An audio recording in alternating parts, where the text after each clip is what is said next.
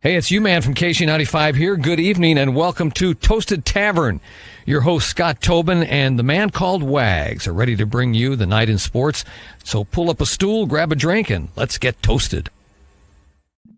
Good evening and welcome into the Toasted Tavern. Michael Wagenknecht alongside Scott Tobin. It is a jam-packed show. Once again this week, we've got madness in March. We've got spring training wrapping up with opening day rosters being released. We've got the Blues on a bit of a tear and calling up their top prospect as well. So much to talk about today. But Scott, in the last week, things have just been absolutely insane. How are you doing, and how have you been, handling all of this excitement that we've seen this past week? I'm doing good, man. We're in the middle of March Madness in more ways than one in the sports world. I'm good. It's exciting. There's a lot going on. I mean, I don't know if we necessarily have to talk about the tournament because I pretty much can just wad my bracket up at this point. But other than that, man, I'm good. And yeah, there's a lot going on in the sports world. It's definitely madness in the sports world in March right now. That certainly is one of the best times of the year to be a sports fan. Obviously, everything going on. March Madness, spring training baseball with opening day coming up. You've got playoff races in the NHL and the NBA. Collegiate sports are kind of going strong as well, not just with the NCAA tournament, but you have, the NIT, WNIT going on, a couple of local schools participating in that. You've got, ACHA and NCAA hockey playoffs going on. You got the NCAA selection show today as well. So lots of stuff going on in the world of sports at this time of year. Weather's starting to get relatively nice. I know today, not the perfect Sunday for sure when it comes to weather, but we're starting to warm up outside, and that means we're going to be outside playing catch a little bit more, maybe getting some other activities going on in the outside type of way as well. Yeah, absolutely, man. We need this little bit of rain that we got last night and this morning to, make the flowers bloom and the trees pop. And we're definitely in that spring season. Weather changes by the minute in St. Louis this time of year. Yeah, it doesn't help the allergies, though. So, that's the trade-off I think you get. Yeah, that it does not. All right, well, let's jump right into it. We have to. I know you said you didn't want to talk about it, but we're going to start with it right off the bat just to get it out of the way. NCAA tournament. Coming into the tournament this year, lots of sexy trending picks to make a run or provide an upset or make some noise. And you looked at the bracket, you filled it out, and you're like, ooh, I might go that way. Ooh, I might go that way. Hey, St. John's sitting there at number 2, maybe a little higher than most people expected them to be, but they're playing really, really well right now. They got Rick Pitino as a head coach. Well, they're done after 2 games, and they're not the only team that a lot of people were kind of jumping on the bandwagon for that have been bounced out early. A lot of chalk has won in the first 2 days of this tournament, and I want to say it's a surprise, but at the same time, with a lot of the hype that went around some of these teams, it kind of is a surprise as well at the same time. Yeah, I mean, that's the madness, the craziness, the specialty of these first few days of the tournament. You just don't know what you're going to expect. And while there haven't been a lot of the buzzer beaters, there have been some really interesting games. And thanks for rubbing in the St. John's thing there, because I had to get it out of the way early. I know. I was one of those people that jumped on the bandwagon and said, "Oh, Rick's going to lead them to a championship." Well, he led them to the second round. But still a good season for St. John's. But yeah. There's a lot of good games left, a lot of interesting games, and we saw a really good one the first game today, even as you saw Florida, number 1, get pushed by Connecticut, and Connecticut almost knocked them off. Florida was almost the first number 1 to go down today as Connecticut, had the lead with about 4 minutes left, and then Florida went on a 14-3 run, and then Connecticut kind of fought their way back, and it ended up being a 2-point game as Connecticut hit a 3 at the buzzer. But yeah, it just kind of shows how talented Florida is. And again, I was one of those people that had Connecticut knocking off Florida. So obviously don't follow my bracket because I have no idea what I'm talking about. I had Connecticut too. I had them beating them in this round as well. I had St. John's in my Final Four. So I'm right there as far as jumping on some bandwagons. It hurt, though, for me to pick Connecticut because not a fan of Coach Hurley's demeanor on the court. And I know we've seen fiery coaches and guys that maybe get under skin, but there's just something about the way he goes about coaching that really kind of rubs me the wrong way. And it took a lot for me to make the choice to pick them over Florida. And I wish I would have just gone with my heart and said, no, Florida's going to win, because I also had Houston as my first number one out, and they take out Gonzaga to move into the Sweet 16 as well. So again, it just kind of shows you that you're not entirely sure who really is the best team in college basketball right now. And you look and you can say, okay, well, maybe it's Auburn, maybe it's Duke. Auburn got pushed by Creighton. Duke honestly hasn't really been challenged yet. I mean, this game against Baylor is interesting for sure. But you look at the bracket that they're in and you go, man, I don't know if Duke really is going to be challenged. Maybe they are the best team in this bracket, and they are kind of coming in somewhat surprisingly under the radar as a number one seed. Yeah, they definitely have not been talked about as much as some of these other teams, but it's Duke and they're scary. But I think you're right. I think, and we kind of talked about that last week, that we thought maybe they had one of the easier runs, to the Final Four. And it's kind of looking like it's going to play out that way. Although Baylor could definitely be a team that gives them a challenge today. One thing I will say, as you talked about Houston possibly being gone, Gonzaga giving them a fight. We talked about that could be a real good game last week. And Gonzaga gave them a game. It came right down to the end. And Connecticut gave Florida a game. So even though we were wrong on both of those picks, we were right in the aspect that they were really tough games, and both of those teams really played to the last second. Yeah, no, I mean, that's the best thing about this is even if you're, an 8 seed or what have you, you're still able to push these teams. So it shows you that the gap has really closed in college basketball. I mean, it was somewhat there the last couple of years. Obviously, we've seen 16 beat ones here over the last handful of years as well. So we know that the gap has been closing, but it's really, really shrunk this year with all the changeover in the top 25 and teams kind of jumping in and out of the brackets and the rankings and all of that as well. So it really has become a lot more compact when it comes to who really is the upper echelon of college basketball versus the teams that maybe just get in and are happy to be there. You look at every single team that made the tournament this year, and I can guarantee you that not a single one of them was just happy to be there. They all came in with a desire to win games and move along in the tournament. I mean, you look at what, everything, the hype, the publicity, everything that went around SIUE when they were into the bracket going up against Houston. I mean, obviously a lot of people didn't give them a chance. And you look at the betting lines, though, that was one of the top bet 16-1 upsets. And not saying it was like 40% or 50%. It was still somewhere in the single digit rounds, but you've got people that are starting to jump on those 16-1 upsets because it's more reasonable that it can happen. Yeah, I mean, we've seen it, it had never happened. We've seen it happen, twice in the last 8 years. So, yeah, I mean, it is possible. And there was some hype. Everybody was excited. You get a team like that gets in for the first time, and people jump on those underdogs and say, oh, this could be my shot to put a little money down and maybe win big if they pull it off. So, it's definitely interesting. I will say, though, that the transfer portals made watching college sports so weird. It's weird when, they're like, oh, this guy's this team's best player. He's a senior. He was at West Virginia, and then he was at Columbia and Ohio State, and then he was at Oregon, and now he's, it's like these kids jump around. It's hard to really follow players anymore because you never know where anybody is going to be, which some people think takes away from the sport, and maybe it does a little bit, but it has definitely evened out that competitive balance, and like you said, made everybody a little bit more dangerous. Yeah, it really has, and you just look at it, and everybody is kind of, I wouldn't say they're up in arms about the transfer portal and guys moving and all that kind of stuff. I mean, it used to be that, a player could transfer, but they'd have to sit a year, and there was a lot of stipulations that went around that. But we never had the same uproar that we're having with players moving and making money that we did when coaches made that decision, especially coaches that were signing, 5, 6, 7, 8-year contracts. And then in year 2, after they had some success, maybe upsetting a team in the tournament, moving on to another school. I mean, we saw that in the bottom half of the West bracket. You had 3 coaches that really kind of used that to their advantage over the last 10, 15 years, and Bill Self and John Calipari and Rick Pitino.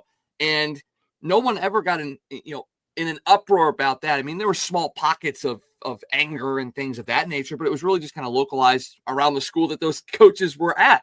But now we're seeing it across the board with players moving so frequently because of the transfer portal. why is there that difference between players making that decision and coaches? Because it seems like coaches are the ones that are making more money anyway, because some of them are the highest paid government officials in the state.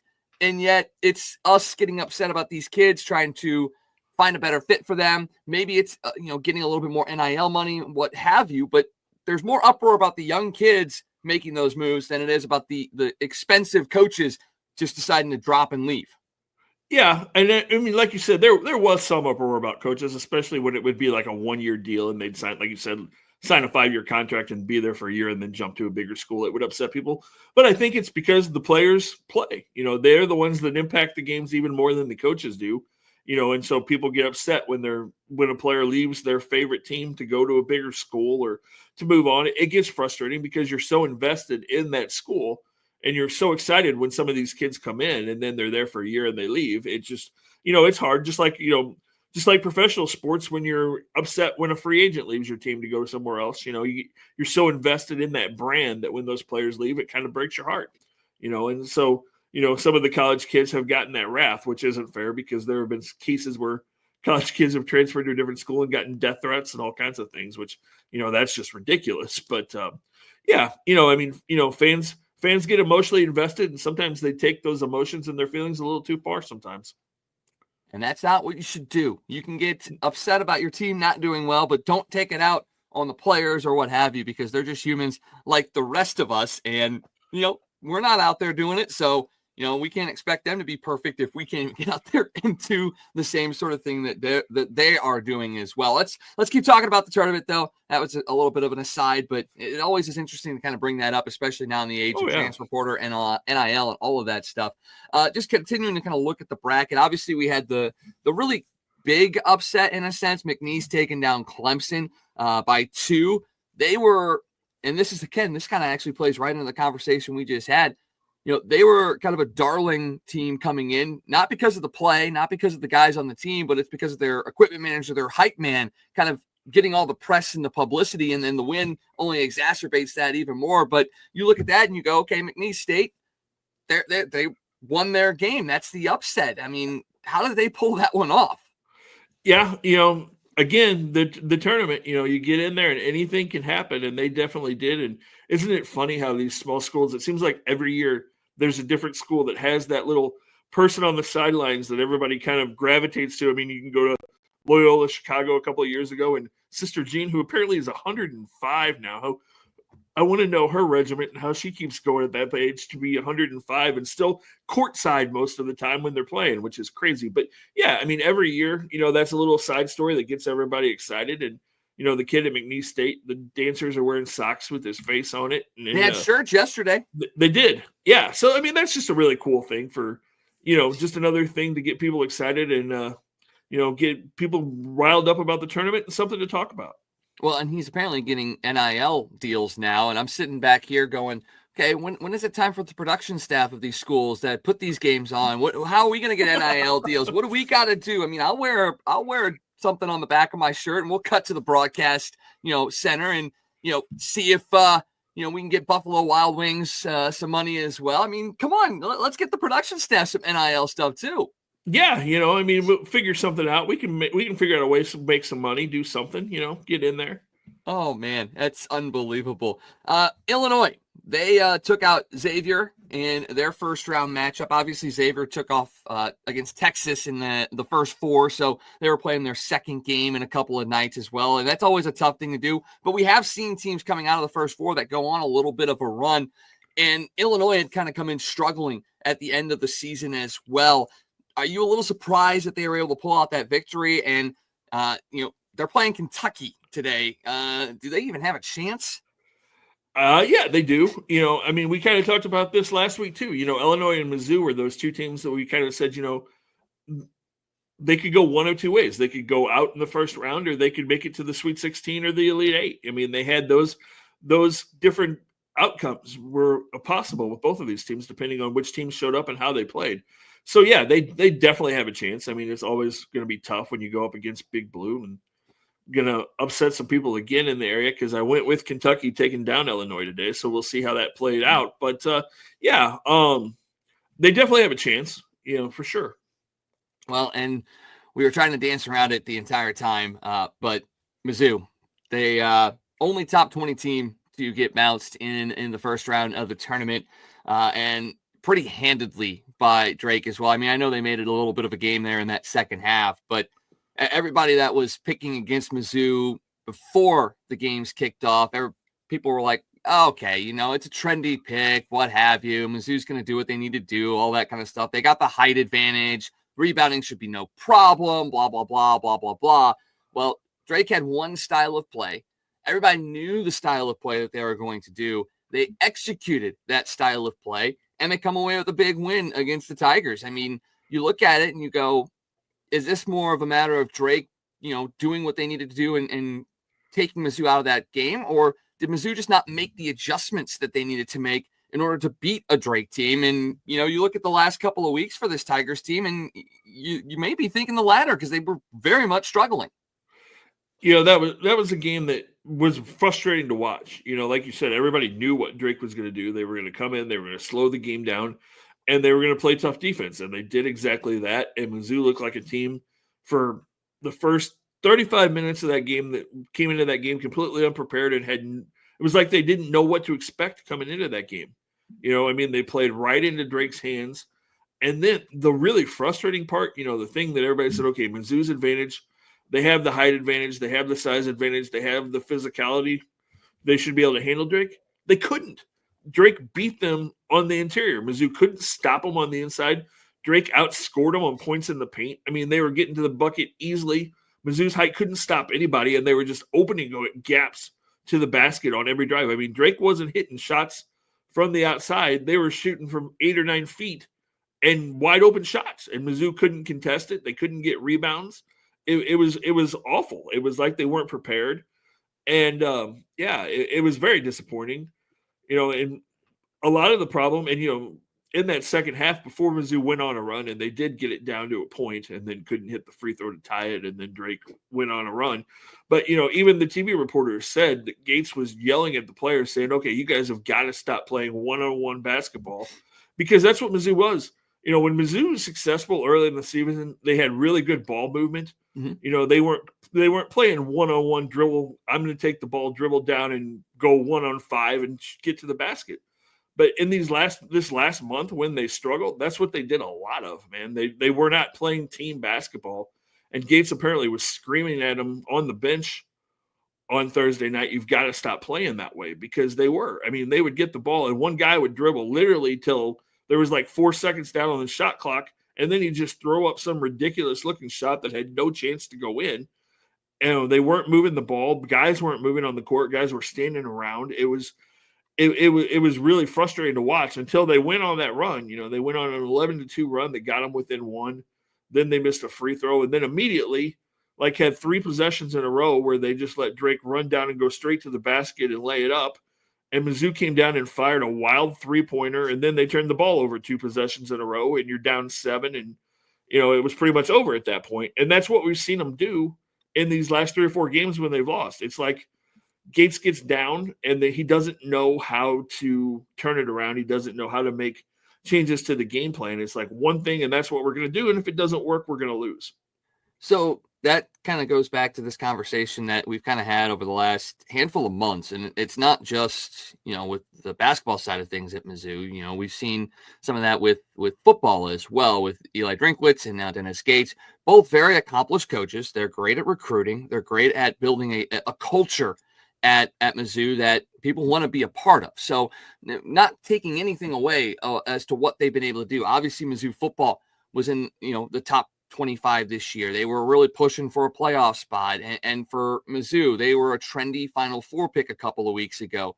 But then you get down into these crunch time situations and moments where when you're down in a game or you're down after a couple of weeks and you're trying to right the ship, it seems like there's no ability to turn it around, to flip the switch in a sense and make those changes that are necessary to the game plan that you have put out there. Almost like you can't admit the mistake that has been made and try a different direction to turn things around. So I think these guys are both good coaches, but you see a lot of good coaches at the collegiate level and even at the professional level as well. But to go from good to great, that's the thing that I don't know if they have that ability to get to. Both young coaches too. So it's not like you're talking about a guy that's, late in his coaching career and just can't find a way to win the big one. There's still young coaches that are trying to learn. And my mindset is always, young teams have to learn to win by losing. And that might be the situation for both of these programs. But in the landscape of college, where if you don't win right away, you may be tossed to the side. Are they going to be able to learn these lessons quick enough to get the right guys, the right system in place, and have the mindset to go, hey, this didn't work. Let's move on to this. And do they have the time to do that and then continue to make these programs successful? I'm going to argue with you just a little bit because I think Drinkwitz is in a much better spot than Gates is, because we saw his Mizzou teams were able to quite a few times in the last 2 years. They were down in games, and we saw them make big comebacks late in games and kind of make those adjustments. So I'm going to make that argument that Eli's kind of shown that he can make those adjustments late in games and turn things around. I mean, he still definitely has some growth to do, but I think he's shown enough and that program is winning enough. And he's got kids coming in, that are freshmen and that are staying and building the program, are going to be there for 2, 3, 4 years. You're seeing a lot of kids transferring into Mizzou. You're not seeing a lot of starters transfer out of Mizzou like you are with a lot of other programs. Kids seem to want to stay and be building something. Where with Gates, we're going to have the same thing this year that we had 2 years ago, his first year at Mizzou. He came in, brought in a whole lot of transfer seniors. They had a great year, made a tournament run, and then had to rebuild last year with a whole new team. And we saw him go 0-18 in the SEC. He pretty much did that exact same thing this year. I mean, yeah, he did have a top recruiting class come in, so there are a couple of freshmen. But, a lot of the main guys on this team that were Caleb Grill and some of those guys that were the big point scorers on this team were all seniors this year, and they're going to go. So the question is, can he bring in those freshmen and sophomores, get them to stay and build a program that's going to be consistent year in, year out, and not be good for a year and then, miss the tournament and maybe only win 1 or 2 games and then, an every other year type thing. So I think that's the difference between the two. I think Eli's building a successful long-term program where Gates we're still not sure about yet, because he has had such an influx of players these first 3 years. So I think this question is still out with him, and we'll see over the next couple of years whether he can build that program that kids want to stay here and really build something and make the basketball program not just a 1-year thing, but a year in, year out power in the SEC. Well, and I think that right there is the difference between football and basketball at the same time, because, basketball, it's a finite number of players that A, are on the team, and B, that can make contributions to the team. So if you have 2 guys on your basketball team that are seniors, that are leading scorers and leaders and all that stuff, and they graduate, or you have a senior that graduates and a junior that transfers, the dynamic changes a lot quicker than it does with football as well. Football, yeah, you still see a large amount of players that have the ability to transfer, but you lose a wide receiving. A Luther Burden graduates. You guys have a freshman that's coming in that can easily replace him, but at the same time, if he doesn't pan out, it doesn't hurt the team as a whole, because you have a handful of other receivers that can make that stuff happen as well. So it does, I think, give Drinkwitz a little bit more flexibility, because he can maybe miss on this guy here or miss on this guy there, and it doesn't hurt. Whereas a guy like Gates, sometimes you put all your eggs into the one basket of a player, and it can completely kill your season, because if he gets hurt, I mean, just go back to Michael Porter and how that kind of derailed the entire Mizzou program for a couple of years because of injuries. You bring him in, and it's savior Mizzou basketball going to be back up at the top. Oh crap, he's hurt after 1 game, and everything kind of falls apart. Now, granted, they did kind of piece some things together and have a relatively successful time, but in basketball, it does have that ability to kill a program. If one thing goes wrong, it can derail everything, whereas football, it doesn't. And I think Drinkwitz has been pretty fortunate that he's been able to get in here and build the program the way that he wants to, because there's been a lot of turnover at Mizzou as far as, ADs and things of that nature. And he could have easily been gone at the turnover, where they go, yeah, you know what? Yeah, maybe you are bringing in some guys here and there. There's a little bit of excitement here, but you haven't won, so let's move on. So he has done well to get to that point. I still come back to the coaching style of both of these guys as well. Is it going to be enough to take the players that they are able to bring in and make them successful? You're right in the fact that Drinkwitz has kind of trended in the right direction. You could see progress being built, but I'll also push back on that. When Brady Cook was hurt this year, the backup quarterbacks were not great. And again, it's football.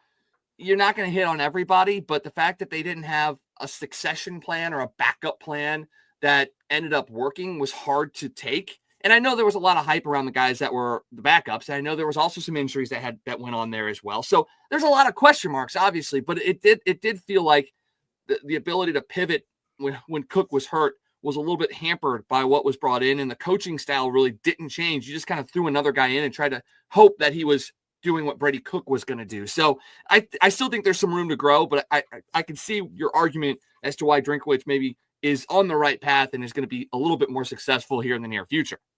Well, and you also have to look at the fact that Mizzou was kind of hamstrung because the guy that was supposed to be their backup quarterback got hurt playing baseball, had Tommy John, and couldn't play football this year. But, when you think about it, though, their backup had a bad game in Alabama. That first game that he got thrown into hadn't really played all year.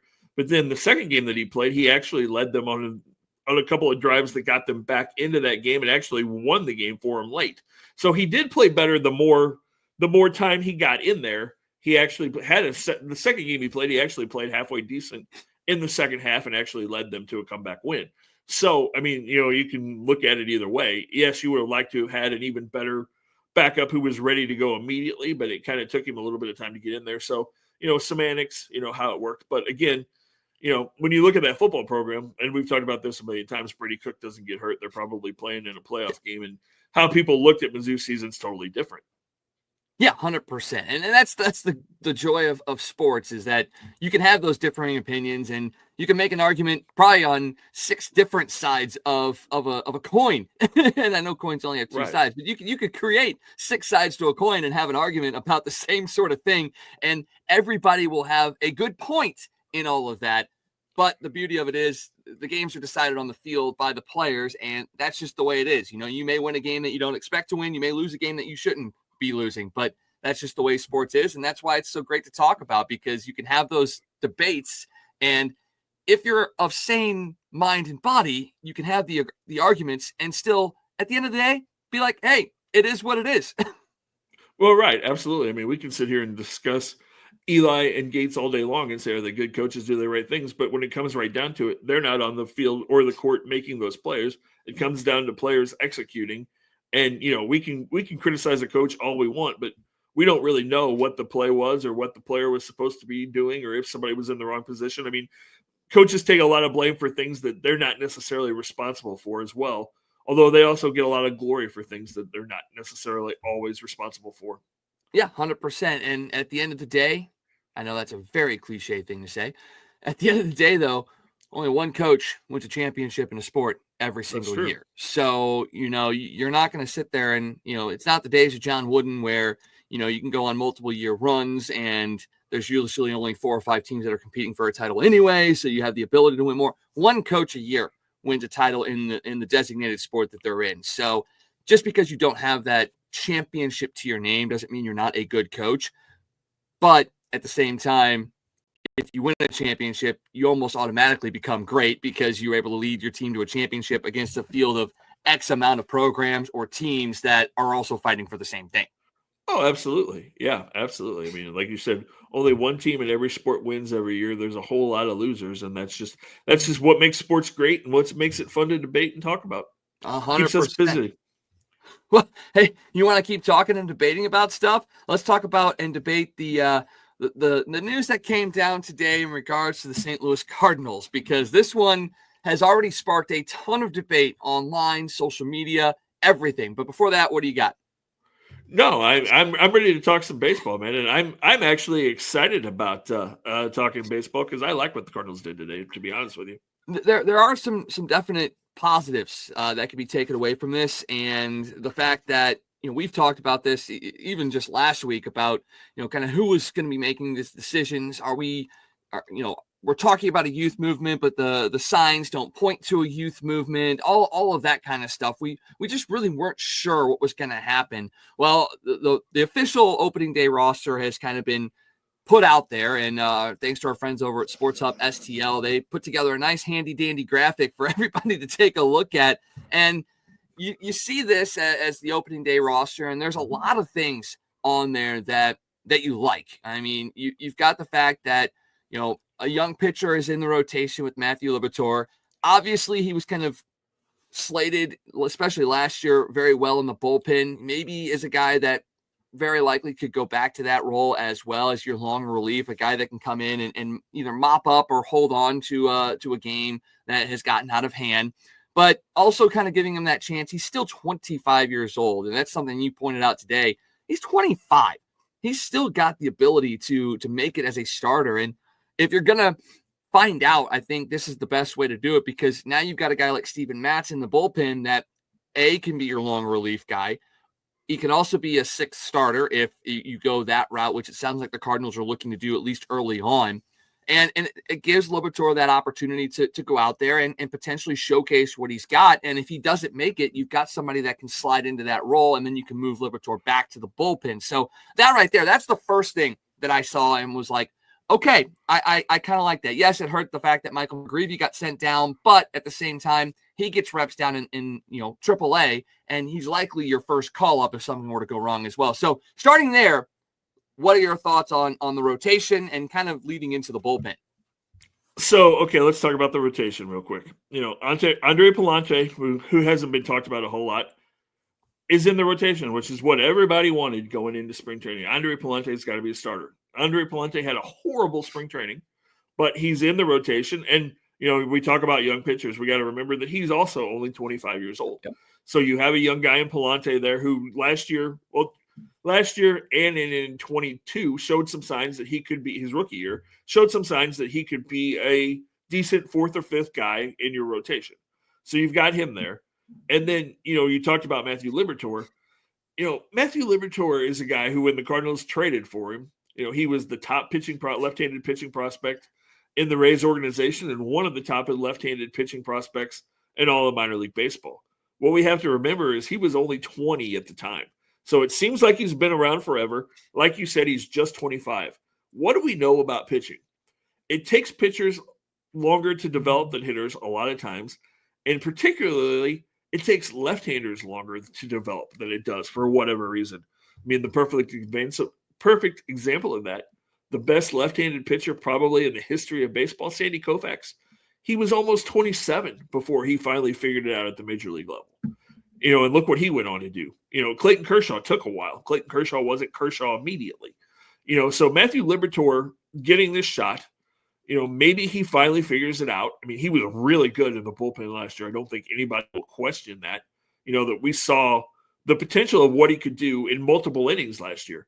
So what if, I said this to you in a message earlier today, what if Matthew Liberatore finally becomes that guy that everybody thought he was when the Cardinals got him 4 years ago? What if he becomes that ace and he's your left-handed ace at 25 all of a sudden? And I'm not saying he's going to be the ace this year, but let's say he becomes your second or third starter this year. Okay, then you look at the future and you go, okay, you've got him and you've got Palante.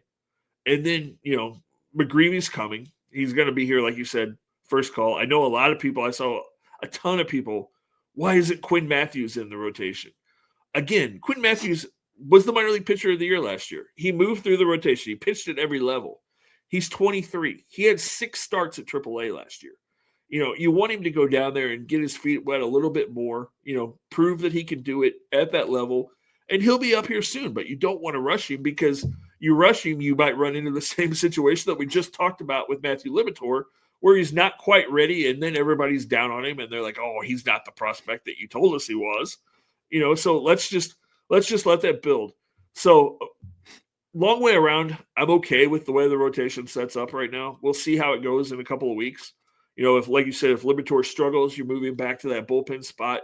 Maybe you move Matz into the rotation. Maybe Michael McGreevy comes up here. I think the thing that worries me about the rotation, and the thing we've really got to watch, because some stuff came out yesterday, I think I'm concerned about Sonny Gray. I'm concerned about Sonny Gray's health. And so I think that's a real thing that we're going to have to watch, and may very well be the reason why the Cardinals are going with a 6-man rotation early, just to give him a little extra rest and see if we can work him into shape. But, other than that, I'm okay. Eric Fetty is going to be, hopefully we get the Eric Fetty that the White Sox got last year. Miles Michaelis is going to give you a lot of innings. Hopefully he misses a few more bats than he did the last couple of years. Although, the last couple of years tells you that that's probably not going to be the case. You kind of have an idea of what you're probably going to get from Michaelis. But again, you've got that opportunity where you've got these kids in AAA that are close, that if these guys struggle, and, you're at the point now where Michaelis and Max are both on that last year of your contract. So if you get into May or June and they're struggling, there's no reason that you can't put them in the bullpen or put them on the disabled list. It's not like we've not seen guys all of a sudden come up with an injury when they're struggling late in their careers, and they go on the DL to let these young guys come up. So I'm actually more positive about the starting rotation than a lot of people are, because I feel like, there's a lot of movement there that could happen. The bullpen, I'm excited about. I think that's going to be really strong. What are your thoughts on the bullpen? How do you like the way that shaked out? I like the way it shook out. When all the hoopla got put around the fact that the Cardinals may trade Ryan Helsley, I was like, why? Yes, I know that you're potentially, going into a rebuild and things of that nature, but I wanted Helsley to stay here regardless, because if you got a young team that's trying to learn how to win and trying to find some positivity in what could be a very long season, I want a guy at the back end of my bullpen that can shut down games and win those games for me. If you have a team that's young, that just does everything they can do to find ways to take leads late in the game, and then you have a bullpen that absolutely blows it, that can crush a mindset of a young group. And I didn't understand why that was going to be the case, that they would want to move on from Helsley. I know it could have gotten you some, maybe some picks or maybe some young players, but then again, at the same time, you've got a plethora of young players that you're going to be able to sprinkle into this lineup and into this rotation and bullpen here over the next couple of years. Why not at least keep one guy that can help shut things down and nurture and build the next generation as well? And that's saying it, and Ren Helsley's still young as well. So it's not like he's an old guy that's only going to be here for another year or two. Yes, arbitration and all that kind of stuff he had to go through, but I'm glad that he's still here because he can help. And then bringing in Phil Maton as well, that was a big piece for the Cardinals to do. And this is the first free agent major league signing that they made this year. They were the last team to make that deal, and it was in spring training. But I feel like that could be a really good piece to solidify some things as well. And then, you throw in, you hope that Romero and Fernandez and really King too can have the same sort of success that they had last year. And then you're throwing in the younger guys in Leahy and Roycroft as well. So I really, really like that as well. So bullpen, I'm excited about as well. And that gives you the freedom.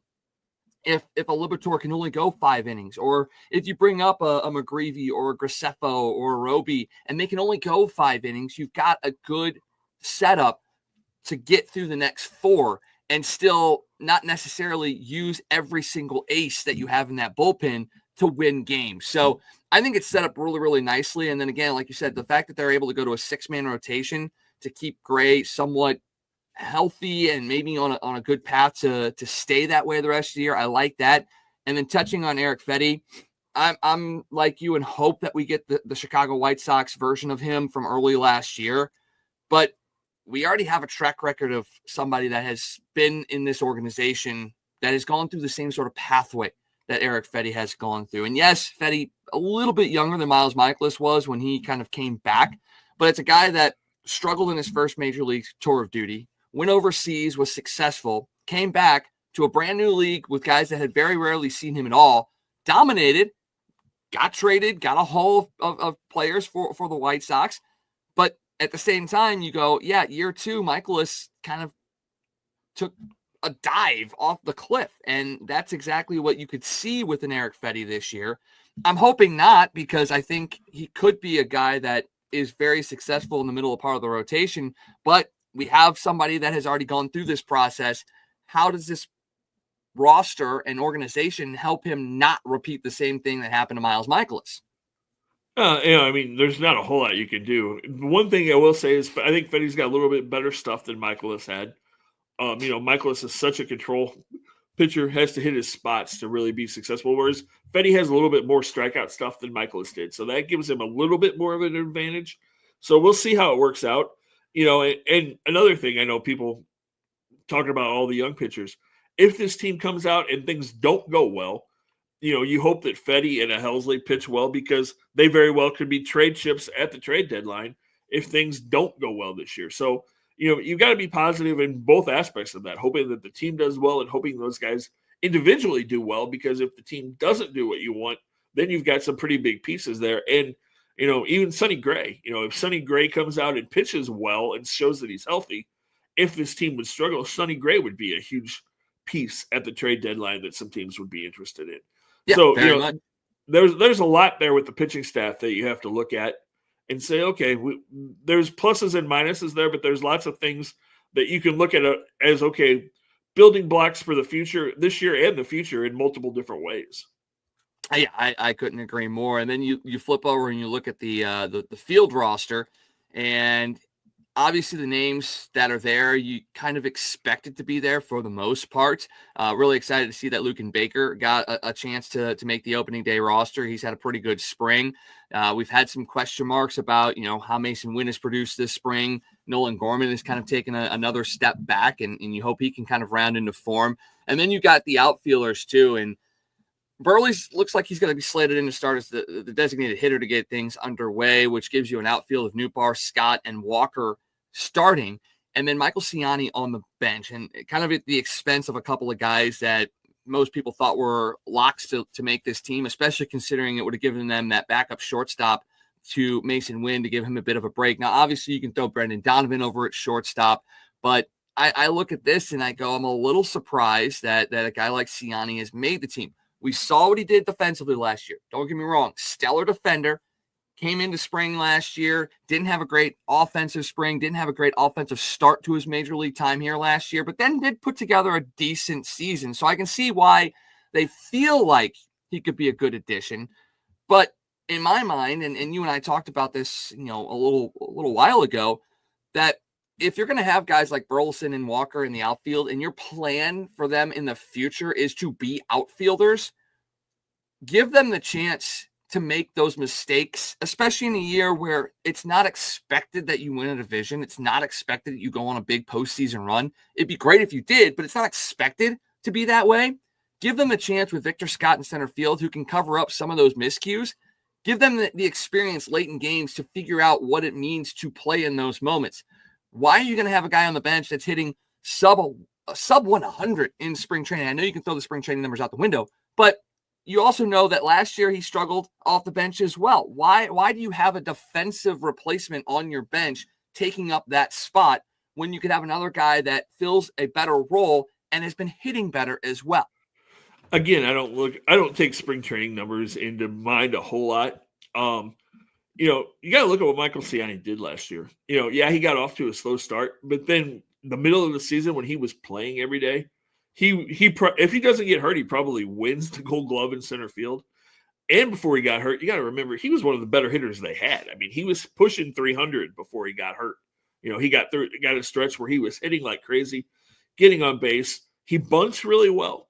He's got great speed. So you look at it as that aspect. He's going to get some starts. You can put him in a game in the 8th or 9th inning for a defensive replacement for one of those guys, for a Walker, for a Burleson, if you feel like you need to. You could also use him late in games to pinch hit, to pinch run. He brings a lot of different things to the game. Like I said, plus he did show that he can hit last year. And we got to remember, too, it's not like Michael Ciani's old. Michael Ciani's only 25, too. So he's a young guy, too. So I don't have a problem with that. I'm surprised Jose Fermin didn't make the team, although I was not a big proponent of Jose Fermin because he's done a lot in spring training, but he's a guy during the regular season that has really done nothing when he's been up here either.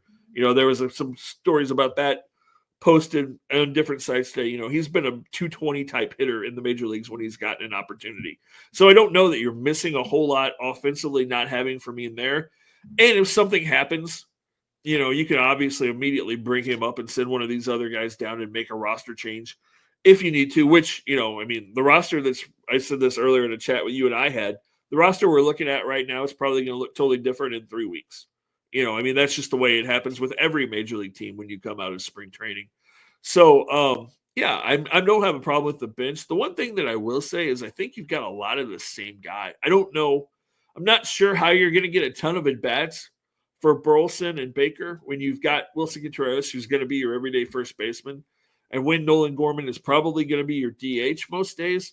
Is sitting on the bench a ton going to do much for Luke and Baker? I mean, because he's kind of a boomer bust guy. He's a home run or not. I mean, I don't want to say a home run or nothing guy because we've seen him draw some walks, but how is he going to handle sitting on the bench and maybe not playing for a week at a time? Is that something that's going to work in his stats? And then other than to bat, you're not going to put him in defensively to replace anybody. You're not going to pinch run with him, so he's kind of a one-trick pony off the bench. Burley's kind of the same thing. I mean, he's a good hitter, but he's not a great base runner. He's not great defensively. It's kind of those two guys are the same thing. And then Nolan Gorman, we all think, I still believe Nolan Gorman can be a 40 home run hitter in the major leagues.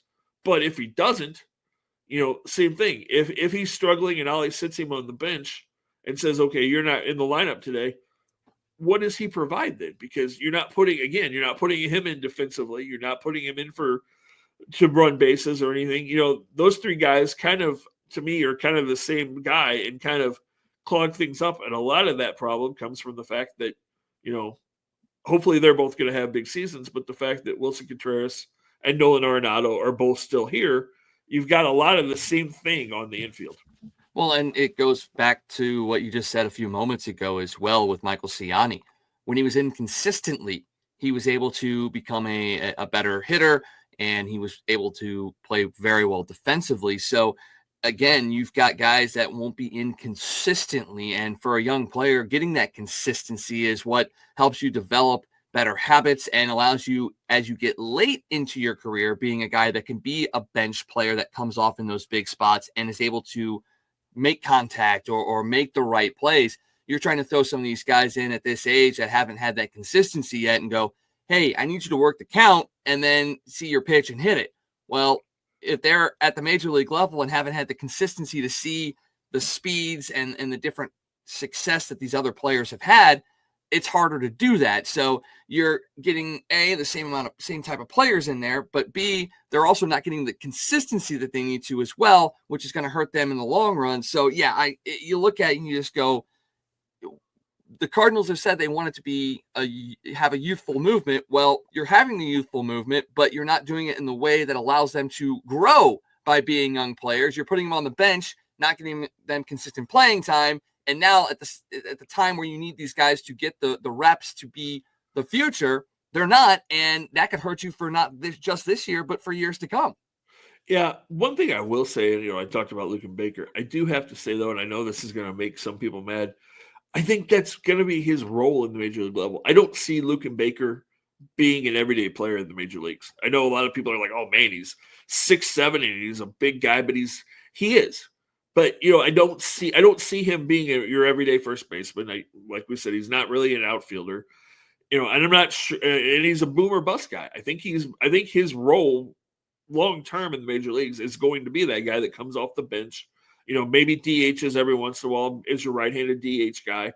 If he can hit consistently enough when he gets those opportunities, although how often are you going to use a right-handed guy off the bench? Because more often than not, you're going to see righties. So you're going to have Burleson or your left-handed DH out there playing most of the time. So, while it's tough to be a young guy and try to figure out that role, I think he has to, because I think that inevitably is his role if he's going to have a career in the major leagues. Well, and with the National League especially, the American League has had this kind of mindset for decades. We've seen the evolution of the designated hitter. It feels like the National League, with the fact that we're just now consistently having the DH in play, that you're starting to see potentially the same kind of guys that we saw in the early to mid 90s, the big burly guys at DH that come up, that's the boom or bust.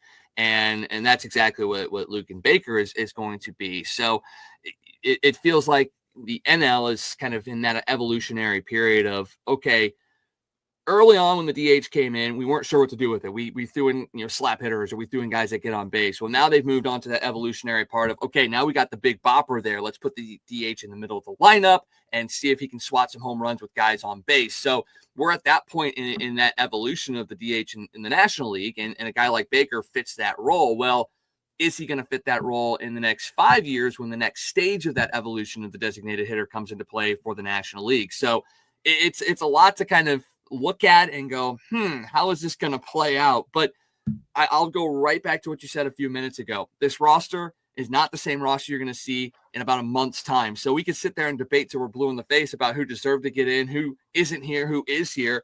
But it's all going to change because it's a long season, and that's just the way it works.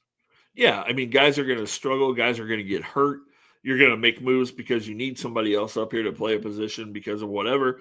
So, yeah, I mean, things are going to change. I know there's people that are like, oh, man, how did Thomas Sagasi not make this team? At some point this year, he's going to be up here. He's going to get an opportunity at some point because somebody's going to struggle. Somebody's going to get hurt. The guys that you have to make sure that you get playing time for this year, Jordan Walker's got to play as much as possible because you got to find out what Jordan Walker is. He's made the team. Victor Scott's got to be your center fielder. You've got to put him out there, and you've got to take the reins off of him. You've got to let him run. You've got to let him play the way he plays baseball. You can't put him out there and say, okay, you're not running, you're not bunting, you've got to let him be him and let him play. You got to find out what those guys can do.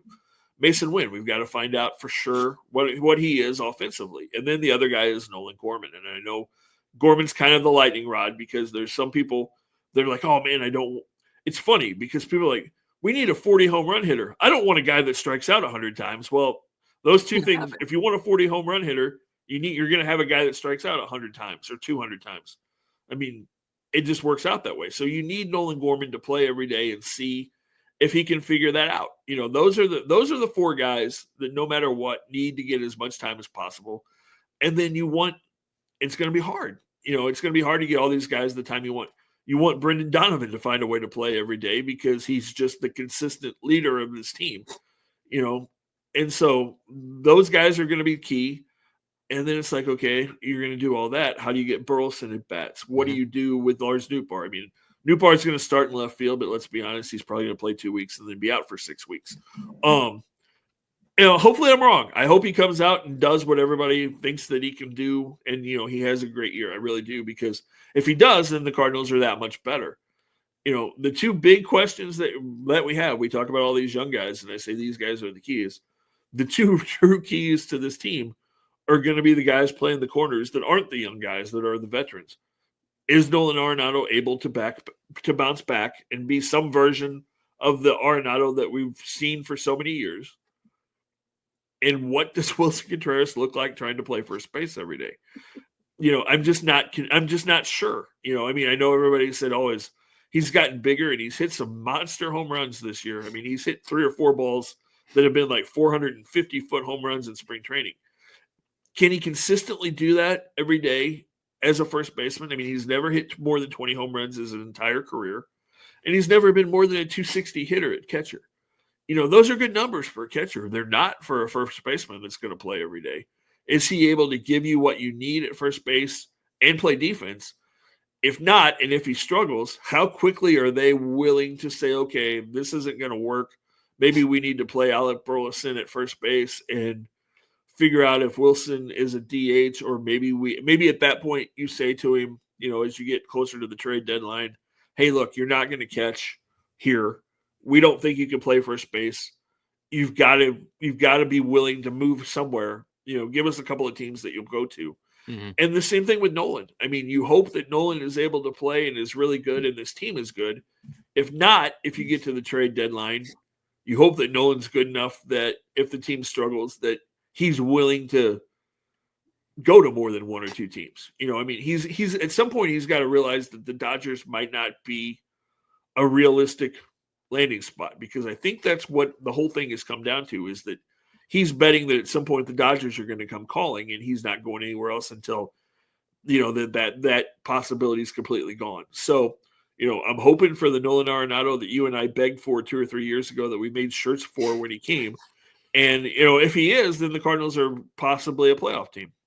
Yeah, and that's really what it comes down to, the question marks of the veterans that are on this team. And it was mission 1, 2, and 3 in the offseason for Mozeliak to trade Arenado, and it did not happen. Part of that's because Arenado had the right to kind of choose where he wanted to go, but at some point you have to maybe make that decision that if you want to win a championship, because he's never won one, if you want to win a championship, you may have to go to a place that necessarily wasn't at the top of your list and isn't the Dodgers. So that's kind of where that sits. All right, we're going to wrap things up here, and we're going to talk about the Blues, but we got to a point where we've still got another week or two to talk about them, but we kind of want to end on a note that isn't necessarily a positive one, but one that kind of set us both on the courses that we're on right now. And yesterday we found out that a man that helped us both along in our journeys, was a big staple in the sports talk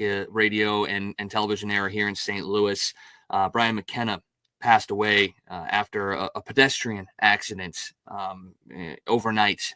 And it was one of those that kind of hit really close to home. It was one of those moments that a man that went through so many battles, both physically and just in professionally as well, to kind of go that way when he was at a moment in his life that I believe was on a very, very high upswing.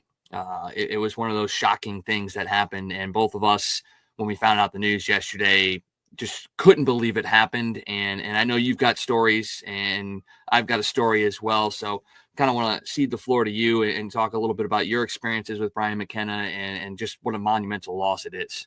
Yeah, I mean, it's huge. And you realized, you and I were devastated, and we knew that the sports world would be, because he was a huge part of not just radio, but television in St. Louis and sports, in the last couple of decades. But to see the outpouring of support from everywhere, every aspect of the city, so many people had stories, and, he did so many things charity wise and donated his time for so many different efforts, just an amazing person. And it's so sad to see it happen, especially like you said, to battle through the health issues that he's had for the last 6 or 7 years, and to be in a good place and to have that happen to him is tragic. But yeah, I mean, Brian was huge for both of us at the beginning of our careers, because as we were going to Broadcast Center, he was actually doing a radio show in the studio at Broadcast Center, is where his show came from.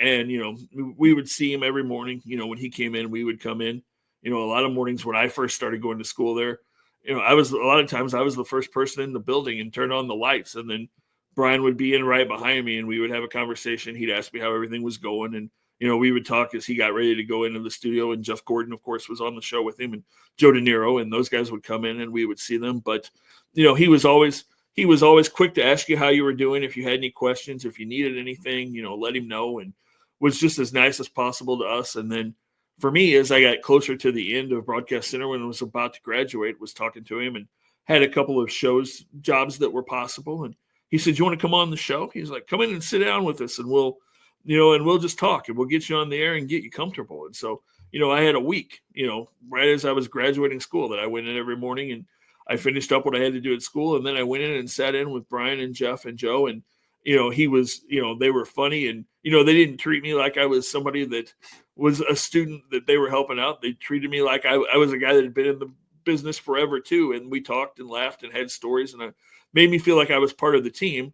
And I couldn't thank him enough for that. And then as I got job offers, I talked to him about the job offers that I had. And, he gave me his advice on what he thought I should do. And if I thought I should take the job in Southeast Missouri. And I did. And, I got that job, and he was one of the first people to text me my first day and see how everything was going. And he would check in on me from time to time. And, I checked in with him from time to time over the years, and, that's kind of what hit me yesterday is, life gets busy and things happen, and you don't stay in contact as often with people as you wish you would have.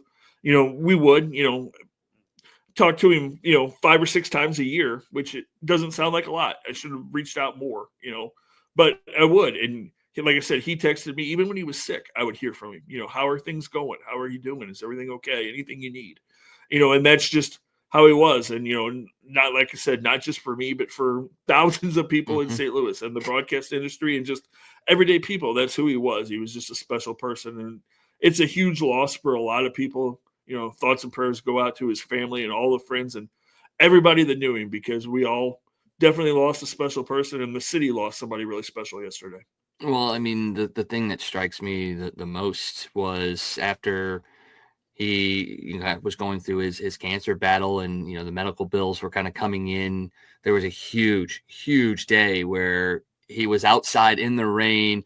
People were driving. And this is back during COVID and all this stuff, and just the outpouring of support of people coming by, making donations to help with the medical bills and celebrating him. He was out there in the pouring rain with a microphone on his street outside of his residence, and just everybody was coming by, and it was streamed on Facebook, and everybody was setting things up for him. And it just shows you just kind of what he meant to that community, especially his chalk sidewalk stuff for the students. He was doing things for students of schools in the area and in the St. Louis area, and supporting them, going to different charity events, like you said. I mean, he just gave everything of himself to the community, and to see that back to him when he was in need, that just shows you the measure of a man right there. And it's just an incredibly sad thing to happen, because that he was probably just coming home from a nice night out and hanging out with friends, and to be hit by a car near his home and all of that. It's such a sad thing to have had happen. I mean, for me, I didn't interact with him as much as I probably had the opportunity to do, but the one interaction I did have with him was me breaking his headphones while we were trying to do a show, and and being completely terrified, because the only thing I knew about him was the fact that he got into a fight with a station manager. And I'm like, crap, I just broke the headphones from a guy that punched a station manager. And what's he going to do to me?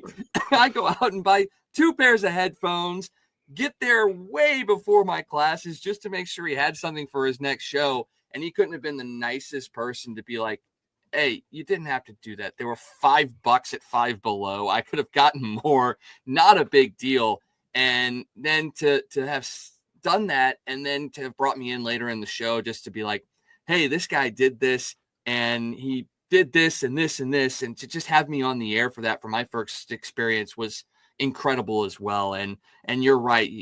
You need to make sure that you're reaching out to people that maybe you haven't reached out to in a long time, and checking in. And I know the days can get busy and long, and things can be forgotten, and life can get hectic. But at the end of the day, if you've got family around, hold them close, stay in touch with them. If you've got friends that you haven't talked to in a while, reach out and just say, hey, how's it going? Because you never know when it could be the last time you talk to them. And you want to make sure that you have a memory that lasts with you forever, or on the flip side, for them forever as well. And that's, I think, one of the things that this moment has taught us, and what Brian has, been about all of his life, is just, make those moments count, and make sure you continue to be and spread positivity across the entire world. Because, and this is his quote, your vibe attracts your tribe. And he had the biggest, bestest tribe that I think anybody could ever have. And now they're mourning, and we need to come together to make this world a better place. Absolutely. Very well said. So that's going to do it for us. We thank you guys for joining us. Again, reach out to those you love, even to those that maybe you don't love as much, and just say, hey, I'm here. How's things going? Let's build a conversation and go from there. So for Scott Tobin, I am Michael Wagenknecht, saying so long from the Toasted Tavern. We will see you guys next week. Good luck on your brackets the rest of the way. Yeah, you too.